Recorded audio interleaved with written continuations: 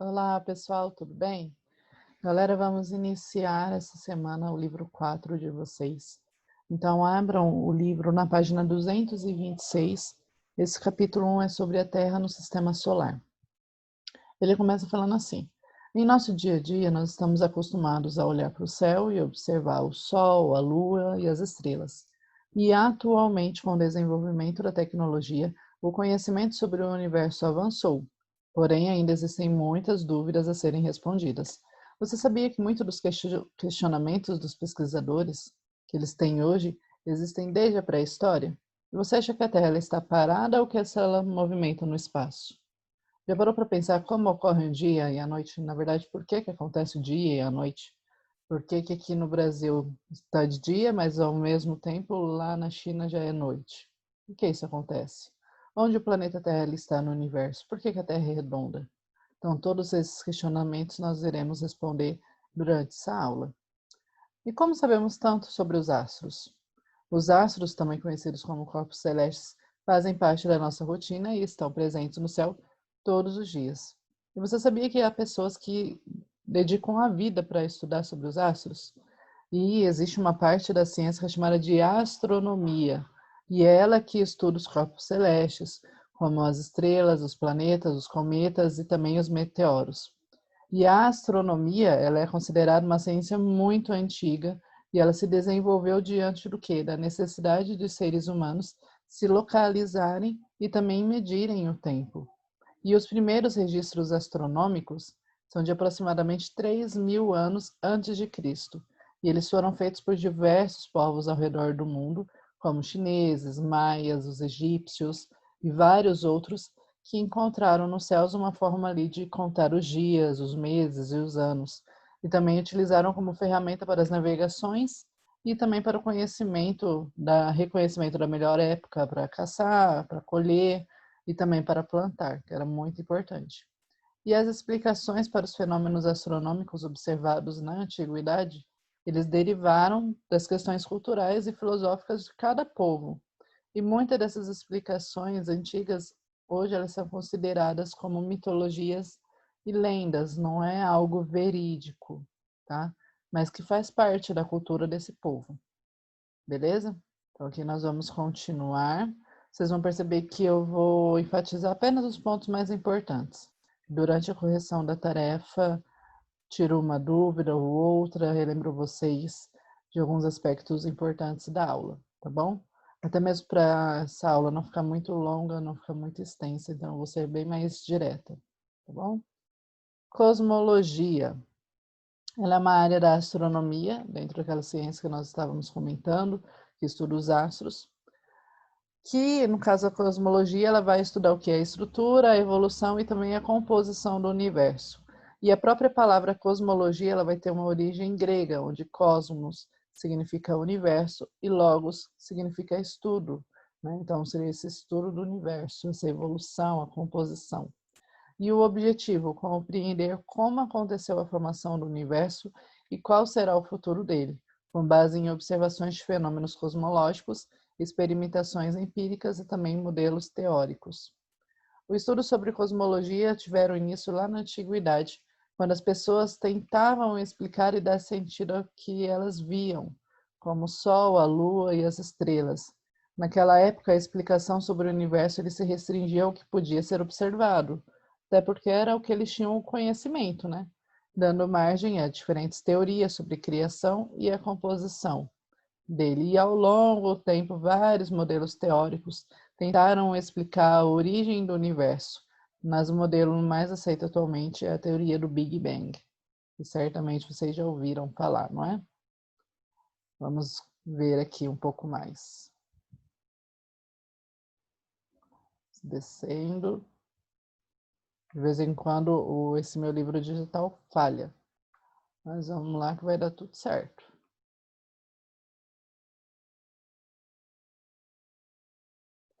A teoria do Big Bang ela foi elaborada e aprimorada por muitos cientistas no decorrer dos anos e propôs que o universo ele surgiu em um único ponto, onde toda a matéria e energia do universo eles estavam concentrados, estava tudo unido. E há quase 14 bilhões de anos. que isso havia acontecido. Então, dessa forma, a matéria e a energia começaram a ocupar volume de um espaço que estava sendo criado em uma expansão muito brusca, muito rápida. E segundo a teoria, o universo ele era bastante denso e quente, mas ele foi resfriando com o passar do tempo, dando que uma estabilidade suficiente para que as primeiras partículas elas pudessem surgir. Essas partículas elas se agruparam, elas se uniram, dando origem aos primeiros elementos químicos, principalmente ao hidrogênio. E após milhares de anos, esses elementos químicos começaram a se aglutinar, formando aglomerados, que na verdade foram formando ali as galáxias, as estrelas, cometas e todos os outros astros, deixando como pista o que? Uma radiação cósmica, tá? Daí a gente chega na parte do sistema solar, que ele é constituído por uma estrela, que é o Sol, 8 planetas, 72 satélites naturais, que são chamados de luas, alguns planetas anões, como Plutão, que era um planeta, daí agora o planeta anão, e um número incalculável de cometas e asteroides. O sistema solar recebe esse nome porque tem o Sol como seu principal elemento. E o Sol ele é a única estrela presente nesse conjunto de astros, e por conta da sua gravidade, ele é responsável por manter todos ali no lugar de origem. Então aqui nós temos uma imagem representando o sistema solar e todos esses 8 planetas. Então, aquele mais próximo do Sol, temos Mercúrio, Vênus, Terra, Marte, Júpiter, Saturno, Urano e Netuno. Professora, tem que gravar o nome de todos e nessa ordem? Sim, vocês precisam saber a posição deles, tá? Então, depois nós vamos ler isso aqui durante a nossa aula, algumas características dos planetas, beleza? Mas já vão ser, tem que ficar acostumado com esses nomes, tá bom? Diante disso, nós vamos comentar sobre 2 tipos de teoria, teoria geocêntrica e heliocêntrica. Mas por que isso, professora? Porque durante muito tempo acreditava-se que o planeta Terra ele estava bem no centro do universo, mesmo que alguns filósofos eles afirmassem o contrário. Mas, pensando bem, se na época você olhasse para o céu noturno estrelado e com a lua iluminada, acharia que a Terra estava no centro do sistema solar ou não. Existiam muitas dúvidas. E durante o dia, observando o Sol se movimentar, você diria que ele se movimenta ao redor da Terra ou que é a Terra que gira ao redor dele? A gente acabou de falar do sistema solar. Qual é o centro do nosso sistema? É o Sol. E os planetas ficam girando ao redor. Mas antigamente eles não tinham esse conhecimento e pelo que eles conseguiam observar, eles entendiam que quem se movimentava ao redor do planeta, que era o Sol. Mas qual era o centro do planeta? Era a Terra ou era o Sol? E como que acontecia isso? Então é isso que nós vamos estudar. Quais são essas teorias? Primeiro nós vamos falar do geocentrismo. Essa teoria ela teve início com o filósofo grego Aristóteles, que viveu no século IV a.C. E Aristóteles ele afirmava que a Terra ela estaria parada no centro do universo, rodeada por planetas e estrelas, conforme essa imagem aqui. Aristóteles afirmava que a Terra ele era o centro do universo e todos os demais planetas e estrelas ficavam girando ao redor da Terra. No século II d.C., Cláudio Ptolomeu propôs uma representação do sistema solar, permitindo compreender o movimento dos planetas e apresentando a centralidade da Terra no universo. Ptolomeu mostrou como calcular os movimentos das estrelas, da Lua e do Sol, prevendo acontecimentos celestes como os eclipses, que nós vamos falar daqui a pouquinho. Outra teoria. Então, o geocentrismo afirmava que a Terra era o centro do universo, todas as outras estrelas giravam ao redor do nosso planeta. O heliocentrismo afirma o contrário. Então, a explicação de Aristarco ele estava relacionada ao tamanho do Sol e da Terra. E para ele, o Sol ele não poderia estar ali sendo apenas rodeando o nosso planeta Terra. Não faria sentido para ele. E ele diz o seguinte, que foi proposta por ele inicialmente, essa teoria. Ele viveu na mesma época ali de Aristóteles. E ele dizia o seguinte, deixa eu pegar aqui para vocês, porque às vezes ele corta um pouco. Aqui, está lá na página 231. A explicação de Aristarco estava relacionada ao tamanho do Sol e da Terra. Para ele, o Sol ele não poderia estar orbitando a Terra, ou seja, o Sol não poderia estar dando voltas ao redor da Terra. Porque o Sol ele era maior do que o nosso planeta, logo não seria possível um corpo tão grande como o Sol girar ao redor de um tão pequeno, que é o caso do nosso planeta. Para ele não faz sentido. Por isso que ele foi contra. No entanto, quase 2.000 anos depois de Aristarco, foi Nicolau Copérnico, que se tornou conhecido por propor um estudo sobre o modelo heliocêntrico, que no caso Aristarco já havia comentado sobre, já havia falado. Copérnico, ele realizou muitas observações astronômicas com instrumentos que ainda não existiam na época de Ptolomeu e Aristarco, e concluiu que o Sol ele ocupava o centro do universo e que a Terra, assim como todos os outros astros, orbitava ao redor do Sol. Copérnico conseguiu mostrar também a ordem dos planetas em relação ao Sol, que é a mesma que nós conhecemos atualmente. Embora fosse uma conclusão geometricamente mais simples do que as conclusões de Ptolomeu, as ideias de Copérnico causaram polêmica em sua época. Apenas 400 anos depois, o raciocínio de Copérnico foi compreendido. Vocês verem como ele estava além do tempo. Foi necessário 400 anos para que começassem a entender tudo o que Copérnico já estava falando. E com base nos seus estudos, considerou-se que o Sol ele não era o centro do universo, mas sim do sistema solar, e que não era o único astro que brilhava com luz própria, mas sim um de vários milhões de outras estrelas que estão imersas na vastidão do universo. O matemático e astrônomo alemão Johannes Kepler, quase um século depois de Copérnico, com base em suas próprias observações e na de outros cientistas, como de seu mentor, Tycho, ou Tycho, provavelmente foi a primeira pessoa a descrever com precisão o movimento dos planetas.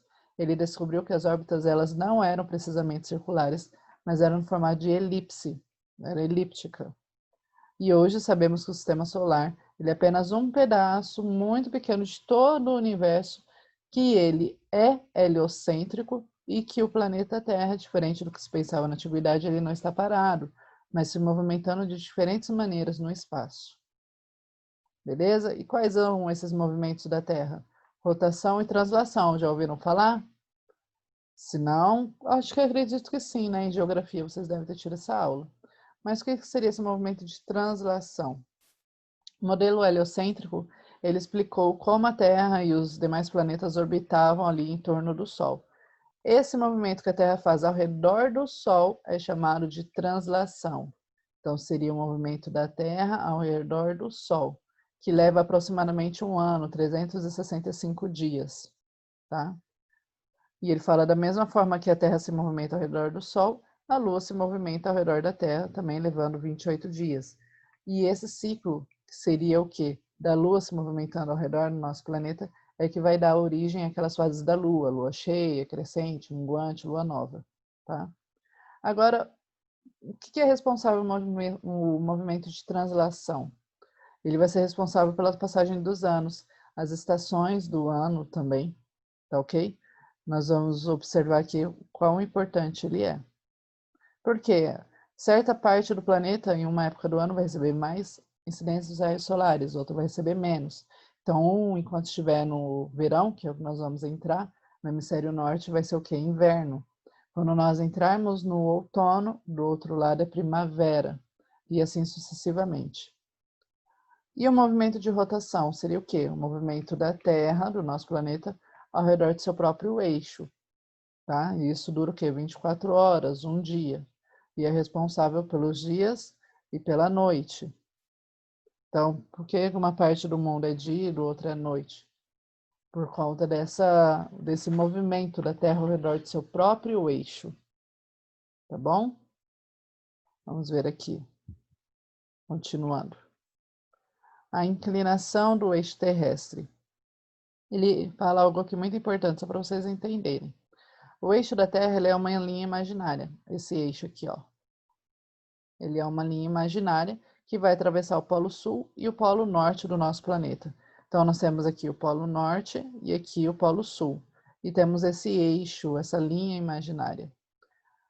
E ele fala aqui, ó, que o movimento de rotação, que dura um dia, que é o movimento da Terra ao redor do seu próprio eixo, Ele é importante para a manutenção da vida no planeta, porque vai permitir ao Sol que ilumine e aqueça apenas partes da Terra por apenas um período de tempo. Se não existisse esse movimento de rotação, não seria possível ter vida na Terra, pois se ela não girasse sobre o próprio eixo, uma parte dela ficaria o tempo todo voltada para o Sol, tendo sua temperatura bem elevada, e a outra parte nunca ia receber luz, tornando-se muito fria. Então não ia possibilitar vida, né? Durante o ano, a iluminação do Sol, ela não é igual em todos os lugares da Terra, devido à inclinação do eixo, que faz com que os raios solares cheguem ao planeta de um modo desigual, que foi o que eu acabei de falar, enquanto é verão em uma parte, o hemisfério, no outro é o inverno, aqui as estações do ano. E essas estações do ano, verão, outono, inverno, primavera, acontecem o quê? Por conta do movimento de translação da Terra e também da inclinação do eixo de rotação dela. E essa inclinação vai provocar uma diferença ali na distribuição dos raios solares no planeta. Por isso, durante o movimento de translação, a superfície da Terra é iluminada de uma maneira desigual, fazendo com que algumas áreas do planeta recebam mais raios solares do que outras, conforme a gente consegue observar aqui, ó. Enquanto é verão no hemisfério sul, vai ser inverno no norte. E quando for verão no hemisfério norte, vai ser inverno no hemisfério sul por conta da incidência dos raios solares. Tanto que quando eu falo verão ou inverno, eu vou estar falando de solstício, ok? Depois vocês vão estudar isso de uma forma mais aprofundada. Agora, quando é outono ou primavera, nós estamos falando de equinócio, porque no equinócio a quantidade, a incidência dos raios solares nos hemisférios é parecido, tanto que o dia e a noite têm uma duração parecida, cerca de 12 horas. Agora, quando nós estamos ou no verão ou no inverno, a duração do dia é diferente da duração da noite. Nós estamos entrando no verão. Os nossos dias, as manhãs, elas são mais longas do que a noite. No inverno, as noites elas são mais longas, são mais compridas do que o dia. Agora, no outono, na primavera, não. Existe uma igualdade. Por isso que se chama equinócio. Tem um exercício que vocês vão fazer sobre isso. Eu já estou até me adiantando e explicando para vocês. Tá bom? Vamos para a próxima página aqui. Só um minuto. Vamos para a parte 2. Agora nós vamos lá para a página, deixa eu colocar aqui para vocês. Página 235 do livro de vocês. Página 235. Na página 235 ele vai falar sobre a esfericidade do planeta Terra. O planeta Terra ele é esférico, redondo. Não é nem correto falar redondo, vocês vão entender por quê depois. Mas vamos lá, já estamos chegando no final da aula. O Enem tem aí. Vamos aqui, só mais um minutinho. Assim que isso aqui funcionar, né? Aí foi. Tudo que foi estudado até agora tem um pressuposto muito importante, de que o planeta Terra ele deve se aproximar de uma forma esférica. Se a Terra não tivesse um formato próprio ao de uma esfera, os dias e a noite elas não aconteceriam da forma como nós estudamos. E as estações do ano também sofreriam grandes mudanças. Mas além desses fatores, existem outras formas de provar a esfericidade da Terra que serão apresentadas a seguir. Primeiro que ele fala é do gnomon. Um dos instrumentos mais simples e mais antigos utilizados pela astronomia é o gnomon. Esse instrumento ele é formado por uma haste, conforme a gente observa aqui, ou vareta, que é colocada verticalmente sobre o solo. Quando a luz do sol encontra essa haste, vai projetar uma sombra que mudará de tamanho e de direção no decorrer dos dias e também do ano. A posição e o tamanho das sombras de árvores, prédios, pessoas e outros objetos que estiverem na posição vertical também vão sofrer mudanças no decorrer do tempo. E essas mudanças nas sombras de um gnomon são decorrentes do movimento aparente do Sol. À medida que o Sol nasce ali no horizonte, vai percorrer um caminho até o alto do céu e se põe. A sombra do gnomon ali vai mudar. O que chamamos de o movimento aparente do Sol é, na realidade, um movimento de rotação da Terra.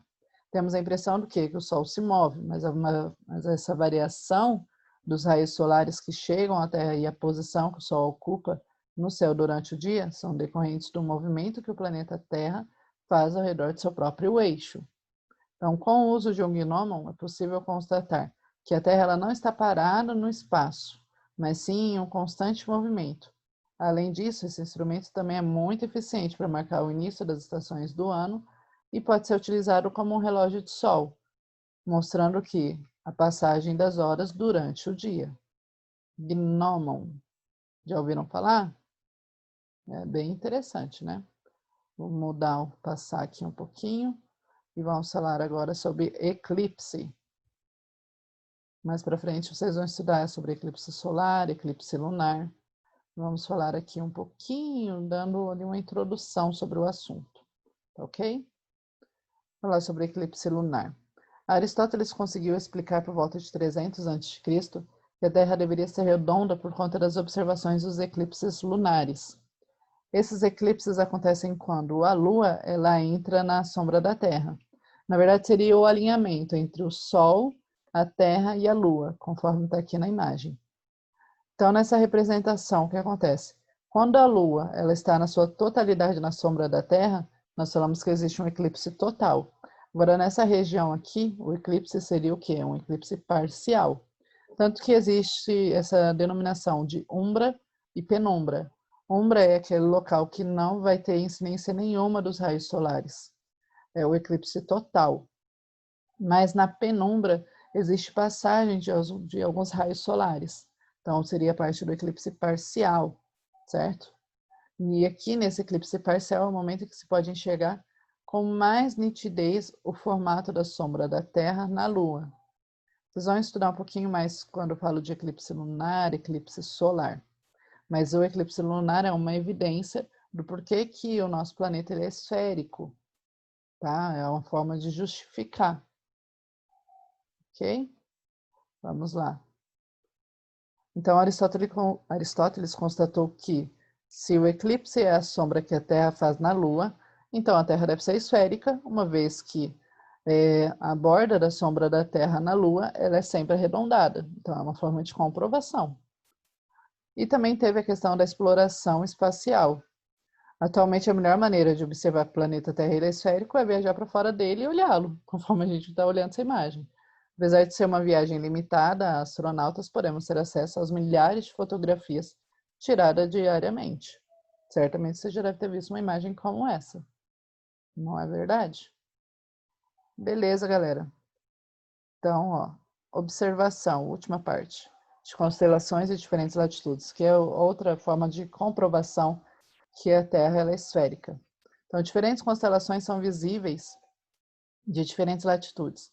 Os exemplos mais marcantes são as constelações da Ursa Maior e do Cruzeiro do Sul. A Ursa Maior ela é completamente visível apenas para quem olha o céu noturno em latitudes ao norte de 41 graus e é invisível para aqueles que estão à latitude de 25 graus sul.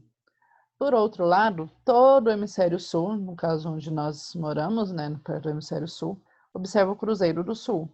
Porém, apenas os habitantes que estão ao sul da latitude de 25 graus norte, no hemisfério norte, podem observá-los. Essas diferentes vistas das constelações remetem à ideia de que a Terra é redonda e, portanto, ao observar uma constelação, sabe-se que outras pessoas podem não a observar ao mesmo tempo, se estiverem em uma outra posição da Terra.